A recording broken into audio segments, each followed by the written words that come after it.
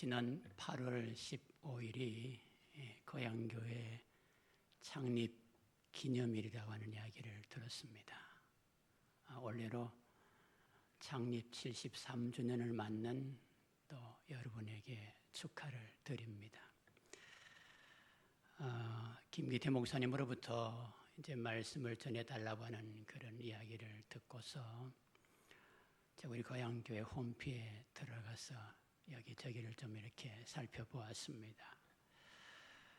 그러면서 73주년에 걸맞는 그런 교회의 흔적들을 또 볼 수 있었고, 우리 목사님께서 건강하고 또 바른 교회를 세워가기 위해서 노력하고 애쓰는 그런 모습들이 보여져서 참 감사한 마음이 들었습니다.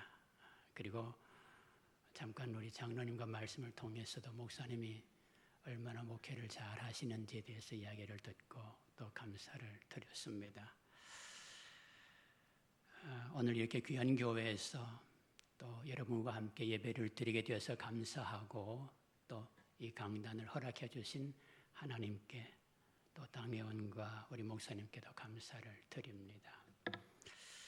이제 오래전에 제가 부목사로 섬기던 교회에서 있었던 일입니다. 교회학교 교사로 열심히 섬기던 한 여자 청년이 구원파에 이제 빠진 일이 있었습니다. 사정을 들어보니까 그 평소에 그 청년을 짓누르고 있던 그 뿌리 깊은 어떤 죄책감이 있었는데, 한 번 회개하면 모든 죄를 회개받기 때문에 다시는 회개할 필요가 없다.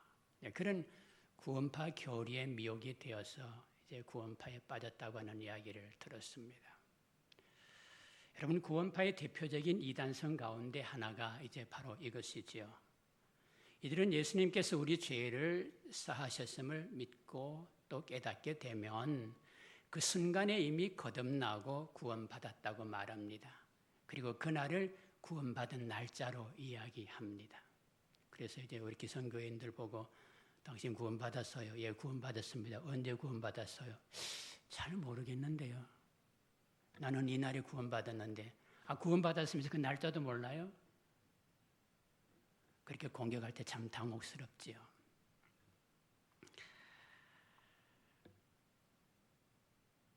물론 여러분, 구원의 조건으로서 회개는 한 번으로 충분합니다. 한 번 회개하고 예수님을 영접하게 되면 영원토록 하나님의 자녀가 됩니다.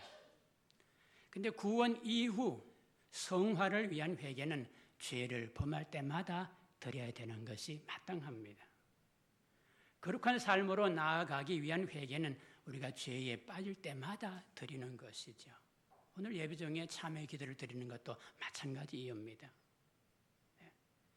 우리가 예수 믿고 구원받아서 하나님의 자녀가 되었다는 것, 예수 믿어 의롭게 되었다는 것은 내가 날 때부터 가지고 있는 타락한 그 죄성과 그 성품에서 나온 죄와 허물들을 용서받고 사면받아서 의롭다고 인정받은 것이지, 내 안에 있는 타락한 죄성, 내 타락한 성품 그 자체가 완전히 의롭게 바뀌어진 것은 아니기 때문입니다. 여러분, 구원받은 이후에도 내 타락한 육체의 본능과 기질은 그대로 남아 있습니다. 구원받은 이후에도 우리는 여전히 육신의 정욕과 안목의 정욕과 이생의 자랑에 끌리곤 합니다. 그 세상에 보암직하고 먹음직하고 탐스러운 것을 볼 때마다 유혹을 받는 것이 사실입니다. 자, 그래서 우리는 그 달콤한 유혹에 넘어가서 죄에 빠지곤 하는 것이 우리의 부끄러운 모습이기도 하지요. 그래서 죄를 범할 때마다 우리는 죄를 용서해 달라고 기도해야 되는 것입니다. 예수님이 친히 가르쳐주신 기도에서도 어떻게 말씀하죠? 우리가 우리에게 죄 지은 자를 사하여 준 것 같이 우리 죄를 사하여 주옵시고. 예수님이 그렇게 가르쳐 주셨어요. 죄를 범할 때마다 회개하고 우리 죄를 사해 달라고 기도해야 된다는 것이죠. 여러분 아시는 대로 아담의 범죄 이후에 인간은 아담의 타락한 성품을 다 가지고 태어납니다. 이 죄성은 내가 날 때부터 가지고 있는 성품이고 기질입니다. 이걸 우리는 원죄라고 그렇게 말하는데요. 이 죄성 때문에, 이 원죄 때문에 악의 유혹을 받게 되고 죄를 범하게 되는 것입니다. 그래서 사도 바울이 오늘 12절에서 사랑하는 빌립보 성도들을 향해서 어떻게 말씀하지요? 그러므로 나의 사랑하는 자들아, 너희가 나 있을 때뿐 아니라 나 없을 때에도 항상 복종하여 두렵고 떨림으로 너희 구원을 이루라. 뭘 당부하죠? 나의 사랑하는 자들아, 항상 복종해서 두렵고 떨림으로 너희 구원을 이루라, 그렇게 말씀했습니다. 이게 구원을 이루라는 말씀이 뭐겠습니까?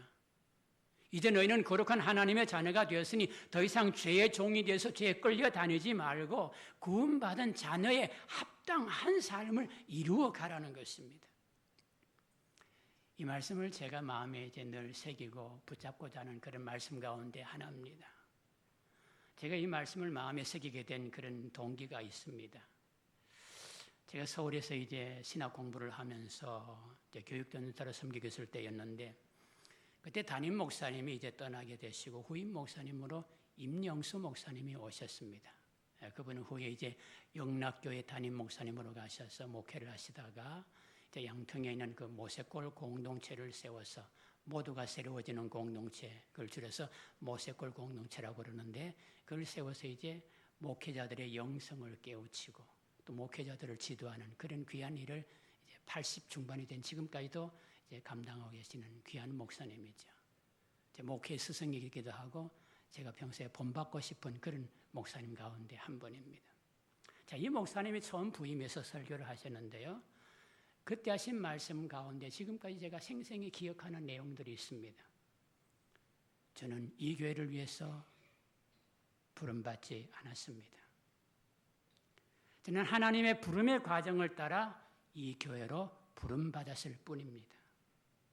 저는 여러분의 기대보다 하나님의 기대에 더 관심이 있습니다. 만약 여러분의 기대가 저를 통해서 교회를 크게 부흥시키고, 그래서 무슨 교육관을 짓는다거나 기도원을 짓는 등의 그런 물량적 성장에 있다면 여러분은 저를 잘못 청빙했습니다. 제 평생에 지대한 관심은 제 개인의 구원을 이루는 일에 있습니다.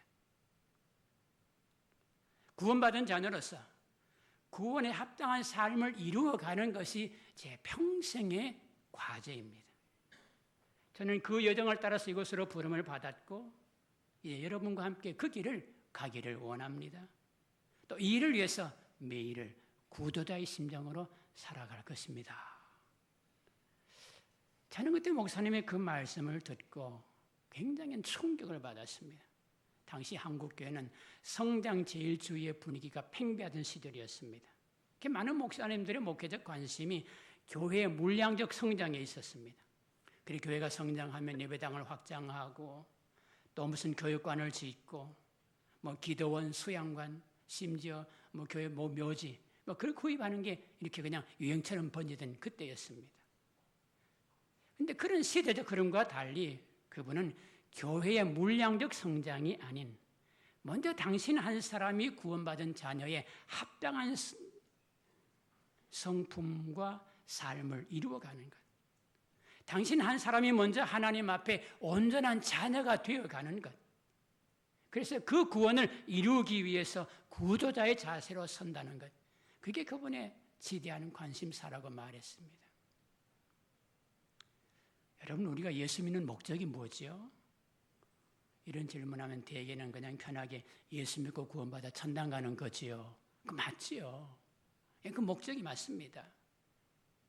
그러나 그게 전부가 아니지 않습니까? 그렇죠? 예수 믿고 구원받아 천당 가는 것은 신앙생활의 시작이고 출발일 뿐입니다.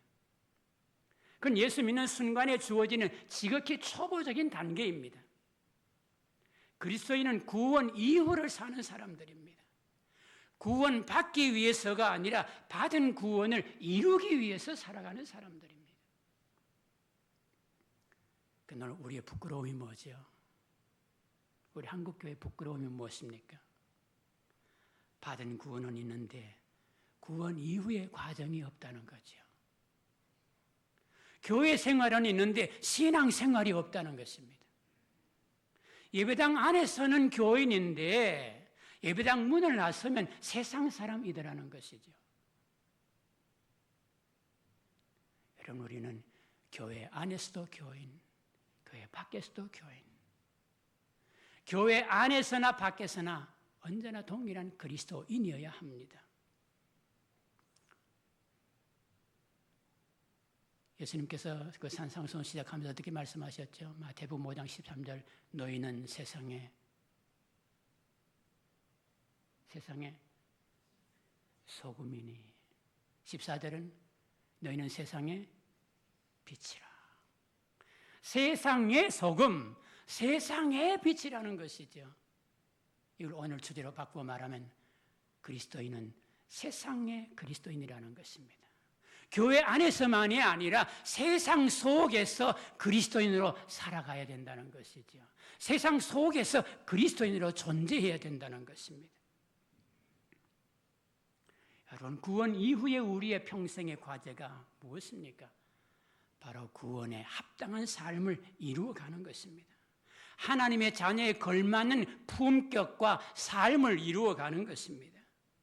예수 믿고 구원받는 것은 하나님의 자녀로 태어나는 것입니다. 하나님의 자녀로 났으면 자녀답게 자라가야 하는 것이지요. 그 인격과 삶이, 성품과 행동이 하나님의 자녀다워야 된다는 것입니다. 근데 불행하게도요, 여러분, 이게 자동으로 됩니까? 저절로 됩니까? 그럼 얼마나 좋겠어요. 이게 자동이 안 된단 말이지. 저절로 안 된단 말이죠. 애 하나 키우는 것도 사람 하나 만들기 위해서 얼마나 많은 잔소리가 따라갑니까? 그렇죠? 얼마나 많은 그런 꾸지람, 충고 그런 게 따라 들어갑니까? 그리고 세상이 우리를 그냥 놓아두지 않잖아요. 사단이 우리를 그냥 놓아두지 않습니다. 사단은 세상 온갖 달콤한 것들을 통해서 쉼없이 우리의 마음을 훔치려 하잖아요. 오늘 세상에 우리 미혹하는 게 얼마나 많습니까? 온갖 달콤하고 솔깃하고 말이죠. 혹할 만한 것들이 얼마나 많아요. 나도 모르는 사이에 그런 것들에 사로잡혀서 거기에 끌려다니는 것이 우리의 솔직한 모습 아니겠습니까? 여러분, 솔직히 말해보십시다. 누가 칼 들고 위협해서 우리 죄 짓습니까? 너 이거 안 하면 죽어? 총 들고 협박해서 우리가 어쩔 수 없이 죄를 범하는 겁니까? 아니잖아요. 태반은 내 스스로, 내 발로, 내 손으로 범죄하는 것입니다. 때로는 알면서도 그 죄가 주는 재미와 맛에 끌려서 제 발로 들어가서 죄 가운데 그냥, 그게 우리 모습이잖아요. 하나님의 자녀가 되었으면 자녀답게 살아가야 되는 것이지요. 우리는 구원받기 위해 신앙생활하는 것이 아니라 이미 받은 구원을 이루기 위해서 우리의 남은 생을 살아가는 것입니다. 구원받은 자녀의 합당한 삶을 이루기 위해서 주님 가신 길을 우리가 걸어가는 것입니다. 그래서 오늘 이 죄악 가득한 세상 가운데서 세상과 다른 길을 따라 살고요, 세상과 다른 기준과 가치를 따라 살아가는 그런 모습들을 통해서 우리는 이 길을 걷고 이렇게 사는 사람이라는 것을 세상 가운데서 보여주어야 한다는 것입니다. 그게 세상의 소금이고 세상의 빛이라는 것이죠. 그래서 사도 바울은 빌립보 교회 성도들에게 두렵고 떨림으로 너희 구원을 이루라. 쉽게 저절로 되면 왜 이런 말 했겠습니까? 그게 안 되니까 두렵고 떨림으로 너희 구원을 이루라 하면 어떻게 우리가 그 삶을 이루어갈 수 있을까요? 우리가 무언가를 배우고자 할 때 가장 확실한 방법이 뭐지요? 앞서 그 길을 온전하게 걸어간 사람, 그 길을 완벽하게 걸어간 사람을 그대로 따라가면 되지 않습니까?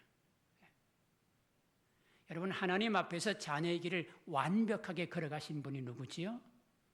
바로 예수님이지 않습니까? 예수님은 우리가 구원받아야 할 분인 동시에, 믿고 구원받아야 할 분인 동시에 구원받은 우리가 본받고 그 뒤를 따라가야 할 분인 것입니다. 예수님이 이 땅에 오신 것은 우리를 구원하실 뿐 아니라 우리가 따르고 본받아가야 할 모델, 그 선구자가 되기 위함입니다. 동시에 우리가 자녀답게 살아갈 수 있도록 우리를 인도하시기 위함이죠. 그래서 5절에서 주시는 말씀이 무엇이죠? 너희 안에 이 마음을 품으라 곧 그리스도 예수의 마음이니. 우리가 품어야 할 마음이 뭐라고 그랬습니까? 곧 그리스도 예수의 마음이니. 세상 그 누구도 아닙니다. 세상 그 어떤 것도 아니에요. 오직 그리스도 예수의 마음을 품으라고 그랬습니다. 그런데 왜 그 삶을 닮으라 말하지 않고 그 마음을 품으라고 했겠습니까? 왜 그 행동을 본받으라 말하지 않고 그 마음을 품으라 그렇게 말했을까요?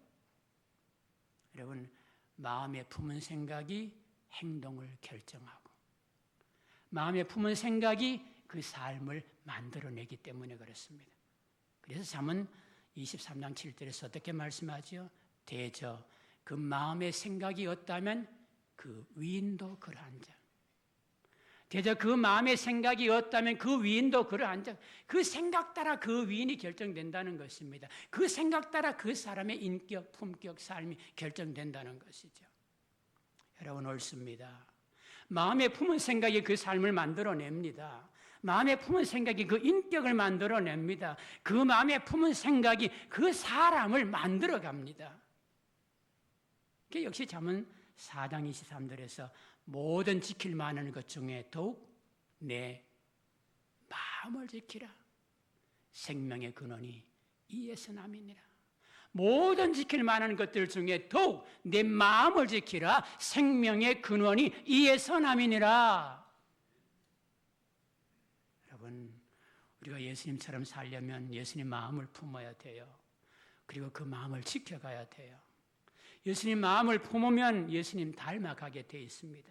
그 마음을 지켜가면 예수님의 인격과 성품을 이루어가게 됩니다. 사람이 누군가를 닮았다고 하는 것은 외모나 그 사람의 습관이나 행동을 말하죠. 제 큰아이가 이제 어렸을 때 우리 시골에 이제 이렇게 아이와 같이 가면 저를 아는 뭐 형님들이나 친구들이 그럽니다. 야, 광희야, 아이가 집이 둘러 뺐네 그러죠. 이처럼 세상이 누구를 닮았다고 하는 것은 외모나 어떤 습관들입니다. 얼굴이 닮고 행동하는 행동, 그런 습관이 닮았을 때를 말합니다. 그런데 우리가 닮아야 하는 것은 그런 외모가 아니라 그 마음, 인격이라는 것이죠. 내 마음이 예수님의 마음을 닮아가면 내 인격이 예수님을 닮아갑니다. 여러분의 인격이 예수님을 닮아가면 여러분의 삶이 또한 예수님의 삶을 이루어가게 되는 것입니다.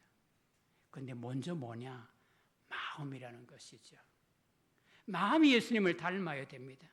마음이 예수님을 닮아야 예수님처럼 삶을 살 수가 있는 것이죠. 그럼 예수님 닮으려면, 그 마음 닮으려면 어떻게 해야 되죠? 나를 부인하고 예수님을 내 주인으로 모셔야 되는 것이죠. 그리고 예수님의 마음을 품고 그 마음에 길들여져 가야 됩니다. 그게 베드로 사도는 3장 15절에서 베드로전서 3장 15절에서 너희 마음에 그리스도를 주로 삼아 거룩하게 하고, 너희 마음에 그리스도를 주로 삼아 거룩하게 하라고 그랬습니다. 자, 그럼 우리가 품어야 할 예수님의 마음이 어떤 마음이지요? 오늘 본문에 그것을 말씀해 줍니다. 예수님이 하나님 아버지를 대한 그 마음이 우리가 품어야 할 마음이에요. 오늘 주신 말씀 어떻게 말씀하죠? 5절에서 8절 우리 한 목소리를 읽어보겠습니다. 예, 너희 안에 이 마음을 품으라 곧 그리스도 예수의 마음이니 그는 근본 하나님의 본체시나 하나님과 동등됨을 취할 것으로 여기지 아니하시고 오히려 자기를 비워 종의 형체를 가지사 사람들과 같이 되셨고 사람의 모양으로 나타나사 자기를 낮추시고 죽기까지 복종하셨으니 곧 십자가에 죽으십니다. 예수님의 마음을 어떻게 말씀합니까? 그는 근본 하나님의 본체시나 하나님과 동등됨을 취할 것으로 여기지 아니하시고 근본에 있어서 본질에 있어서 예수님은 하나님과 똑같은 분이란 말이죠. 능력과 권세에 있어서 예수님은 하나님과 똑같은 분입니다. 그럼에도 불구하고 하나님과 같이 되려고 하지 않았다는 것이죠. 하나님과 동등하게 대접받으려고 하지 않았다는 것입니다. 오히려 어떻게 하셨다고요? 7절, 8절. 오히려 자기를 비워 종의 형체를 가지사 사람들과 같이 되셨고 사람의 모양으로 나타나서 자기를 낮추시고 죽기까지 복종하셨으니 곧 십자가에 죽으심이라. 당신의 모든 권세를 버리시고 능력을 버리시고 사람의 몸으로 이 땅에 오셨다고 그랬습니다.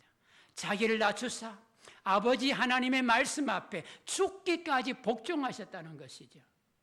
하나님 앞에서, 아버지 앞에서 그리 하셨다는 것입니다. 여러분, 두 가지 기억하십시다. 자기를 비우고 종이 되셨다. 자기를 낮추사 죽기까지 복종하셨다. 자기를 비우고 하나님 아버지를 주인으로 모셨다는 것이지요. 하나님 앞에서 자기를 낮추사 죽기까지 복종하셨다는 것입니다. 여러분, 오늘 우리의 문제가 어디 있죠? 입으로는 나의 주, 나의 주님이라고 고백하면서도 실상으로는 여전히 내가 주인입니다. 주는 나의 목자라고 노래를 하면서도 여전히 내 마음대로 살아갑니다. 나를 비워야 예수님께서 주인으로 오실 터인데 도무지 나를 비우지 못합니다. 나를 부인해야 주님 앞에 종이 될 수 있는데 내가 부인되지 않습니다. 나를 낮추고 버려야 복종할 수가 있는데 버리지를 못합니다. 그리스도인은 그리스도를 주로 믿고 그리스도만 따르겠노라고 다짐한 자들이잖아요. 예수님을 목자로 모시고 그 가르침과 본을 따라 살기로 서약한 사람들이지 않습니까? 여러분, 입기하고 세례문답할 때 이거 다 했잖아요.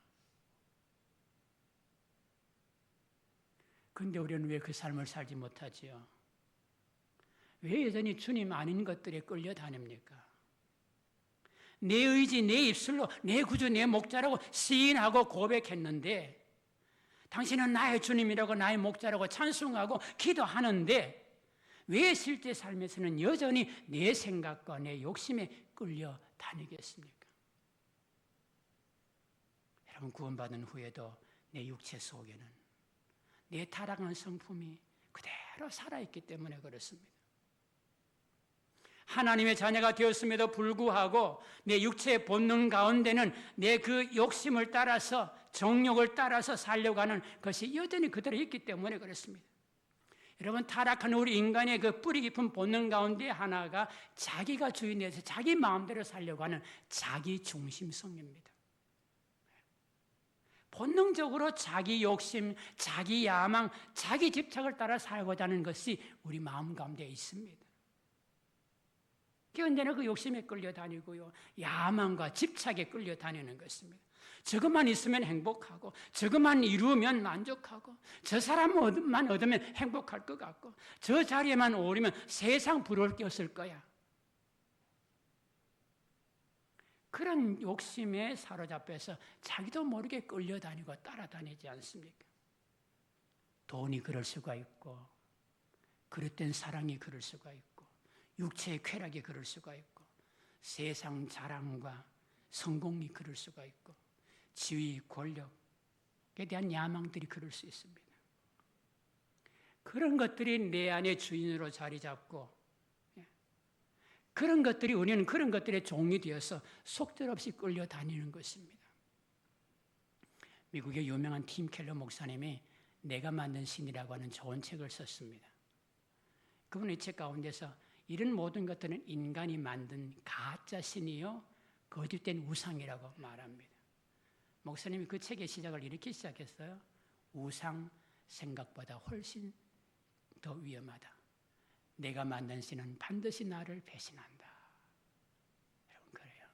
내가 만든 신은 반드시 나를 배신하게 되어 있습니다. 예수님밖에 내가 신처럼 따라가는 것은 반드시 나를 배신하게 되어 있습니다.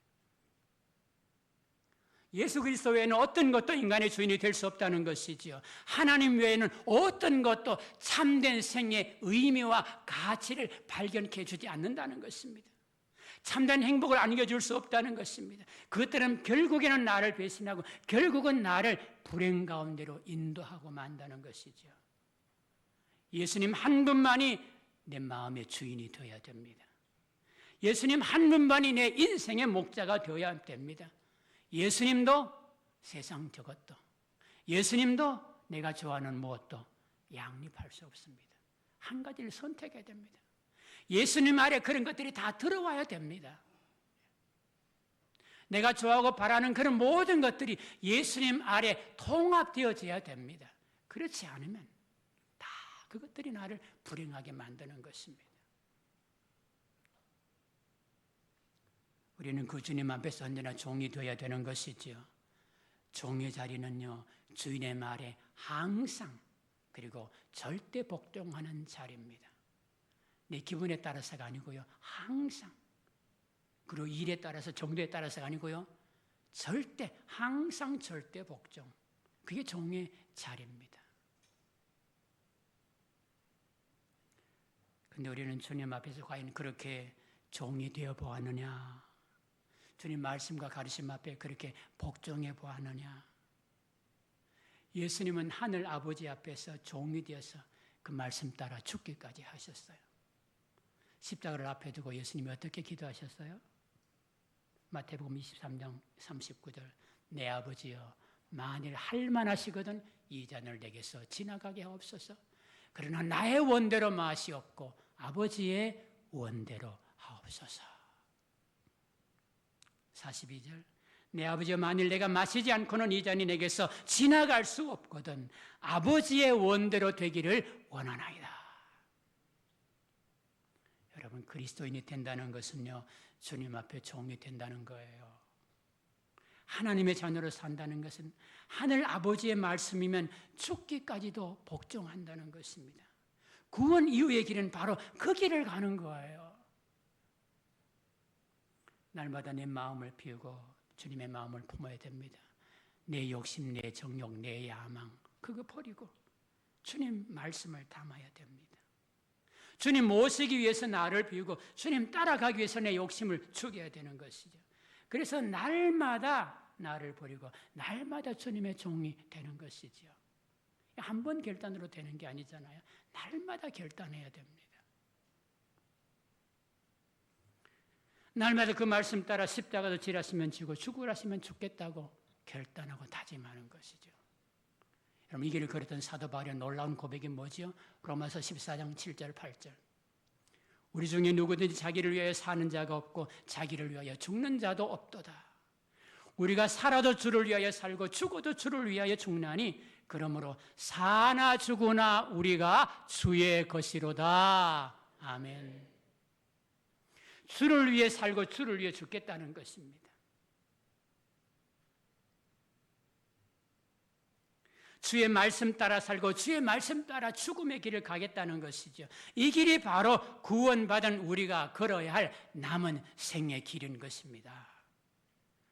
여러분, 예수 믿는 건 쉬워요.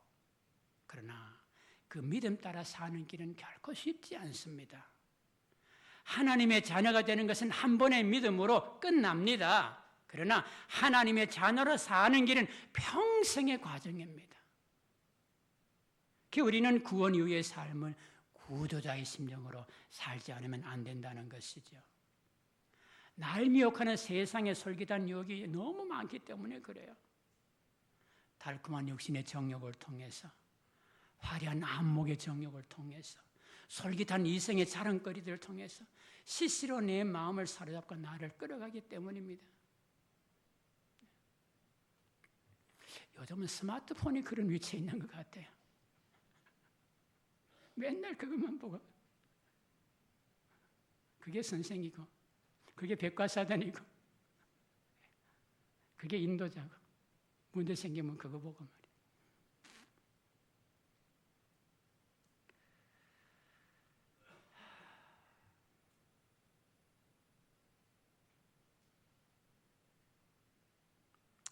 여러분, 그래서 필요한 것이 기본이지만 역시 기도와 말씀뿐인 것입니다.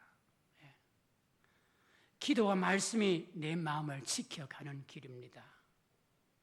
주님, 오늘 또 당신을 내 주님으로 모십니다. 오늘 하루도 나를 주장하시고 인도하여 주옵소서. 내 안에 성령으로 충만케 하사 육신의 정욕, 안목의 정욕, 이생의 자랑 따라가지 않게 하시고 오직 주님의 뜻을 따라갈 수 있도록 순종할 수 있도록 도와주소서. 내 안에 주님의 말씀을 담고 그 말씀만 받들도록 도와주옵소서. 주님 이 마음을 오늘도 지켜갈 수 있도록 도와주옵소서. 그렇게 하루를 시작해야 됩니다. 솔직히 말해서 하루도 우리 마음 못 지키잖아요. 그렇죠? 하루가 뭡니까? 그리고 날마다 말씀을 가까이 하고 그 말씀을 마음에 담아야 돼요. 가장 분명한 하나님의 뜻이 뭐지요? 성경이잖아요. 성경이 하나님의 뜻입니다. 하나님의 말씀이 우리가 따라가야 할 길입니다. 말씀 통해 주님의 음성을 듣고요, 내 삶을 인도받는 것입니다. 그 말씀을 마음에 담고 그 말씀을 따라 매일을 인도받아야 됩니다. 그래서 새벽마다 기도의 자리에 나가야 되고요. 새벽 기도면 나올 형편이 안 되면 그냥 그 자리에서라도 집에서라도 일어나서 기도하고 말씀 보고 하루를 인도받아야 돼요. 저녁 되면 가정 예배를 드리면서 하루를 돌아보고 말씀 앞에 나를 이렇게 점검해 보고 말이죠. 그리고 시시로 주님을 바라보는 것, 주님을 사모하며 바라보는 것, 그런 것들이 일어나야 됩니다. 이 길은 내 뜻대로 되지 않고 내 마음대로 되는 게 아니기 때문에 그렇습니다. 여러분, 타락한 인간은요, 육체의 욕심에 길들여져 있고요, 세상 탐욕에 익숙해져 있습니다. 그게 우리 본능이고 본성입니다. 육체 욕심 따르는 게 훨씬 더 편하다니까요. 세상 탐욕 따라가는 게 훨씬 더 쉽단 말이죠.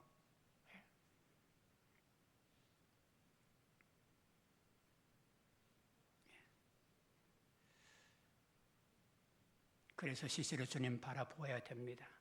주님 말씀 담고 그 말씀과 감동 따라 살아가야 됩니다. 그래야 그나마 흔들리는 마음을 지켜갈 수 있기 때문이지요. 여러분, 신령한 것은요, 절대로 저절로 되지 않습니다. 여러분 다 해봤잖아요.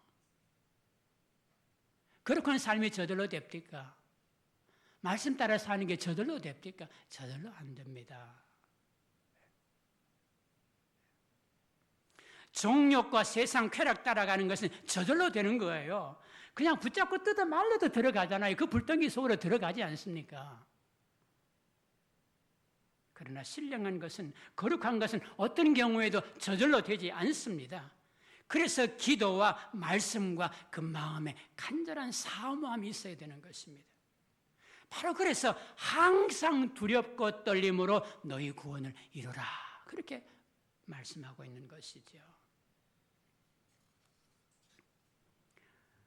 지나온 제 인생을 돌아보면 저도 이 부분에 많이 부족했음을 고백할 수밖에 없습니다. 목사로서 말씀 증거하고 가르치는 그런 일에는 나름 열심히 한다고 했는데, 나 스스로가 그 말씀을 품고 그 말씀에 길들여져 가는 일에는 많이 부족했습니다. 내가 외치는 말씀의 증인으로 살아야 했는데 그러지를 못했어요. 내 삶의 주인 대신 하나님보다 사람 시선 의식할 때가 더 많았습니다. 교회 머리 대신 주님보다 교인들 눈치 살피기에 더 급급했습니다.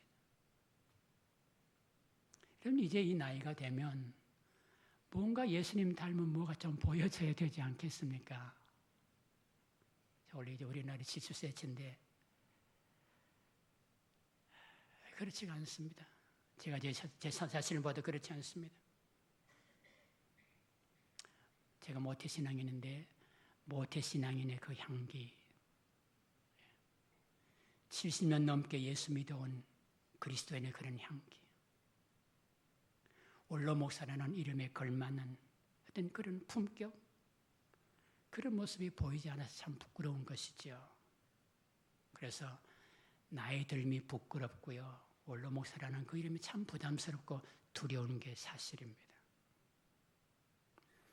여러분도 이미 한 번쯤은 다 들었을 것 같은 한경직 목사님의 이야기로 말씀을 맺겠습니다. 이제 목사님이 은퇴하시고 남한산성에 계시던 어느 해 교계의 중진 목사님들이 새해 인사자 목사님 댁을 방문했습니다. 그래서 목사님과 이런저런 이야기를 나누던 중에 한 목사님이 이렇게 말씀했습니다. 목사님, 모처럼 교계 중진 이제 목사님들이 모였는데 헤어지기 전에 한 말씀 해주시지요. 그랬습니다. 그랬더니 한동안 말씀이 없던 그 목사님이 그분 특유의 잔잔한 목소리로 목사님들 예수 잘 믿으세요.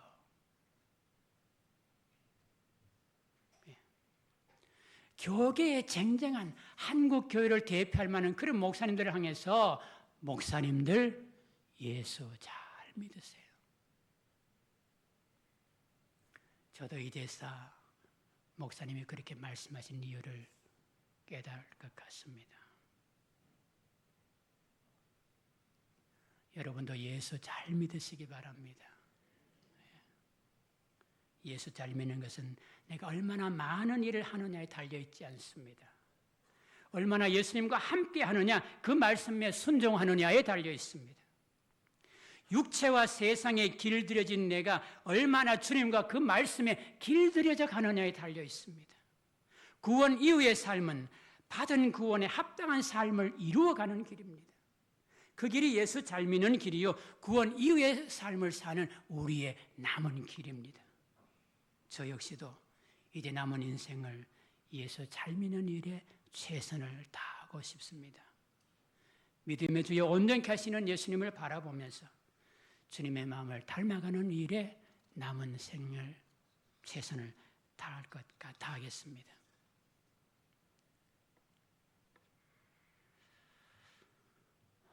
오늘 말씀처럼 이처럼 두렵고 떨림으로 제 남은 구원을 이루어 가고 싶습니다. 부디 예수 잘 믿으십시오.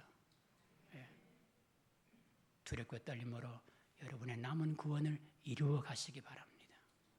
이를 위해 날마다 예수님을 주인으로 모시고 주님의 마음으로 살아가시기 바랍니다.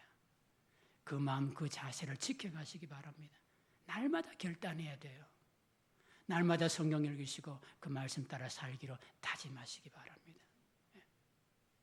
그리고 주님 사모하고 바라보면서 기도하시기 바랍니다. 그리고 주님 주시는 감동을 따라서 어디에서나 무엇에서나 순종하며 나아가시는 고향교회 성도 여러분 되시기를 주님의 이름으로 축원합니다. 기도하겠습니다. 은혜로우신 하나님 아버지, 오늘도 하나님 주신 말씀 앞에 한없이 부끄럽고 죄송한 저희들의 모습을 보게 됩니다. 마땅히 예수님을 내 인생의 주인이요 내 삶의 목자로 섬기며 순종했어야 했는데 돌아보니 입술의 고백에 머물러 있었고 입술의 노래만은 있었을 때가 참 많았습니다. 기도와 찬송 속에 머물렀었던 주님일 때가 참 많았습니다. 주님, 다시 결단합니다. 내 삶의 주님, 내 인생의 주님으로 모십니다. 주님 말씀하시면 따라가겠습니다. 주님 말씀하시면 어디에서나 무엇에서나 순종하겠습니다. 늘 언제나 주님 사모하며 바라보게 하옵소서. 날마다 주님 음성 듣기 위해 말씀 앞에 서게 하옵소서. 주님 뜻 분별하기 위해 기도하게 하옵소서. 생명 주신 그 사랑 기억하며 그 은혜 기억하며 두렵고 떨림으로 우리의 남은 구원을 이루어갈 수 있도록 주님 도와주시옵소서. 때때로 연약하여 넘어질 때가 있습니다. 쓰러지곤 합니다. 그때마다 성령님 우리의 마음을 감동하시고 주님 내 손 내미사 나를 잡아 일으키심으로 다시 일어나 걸을 수 있도록 도우시고 다시 자녀의 길을, 다시 구원의 그 길을 힘차게 내디딜 수 있도록 주님 도와주옵소서. 예수님 이름으로 기도 올리옵나이다. 아멘.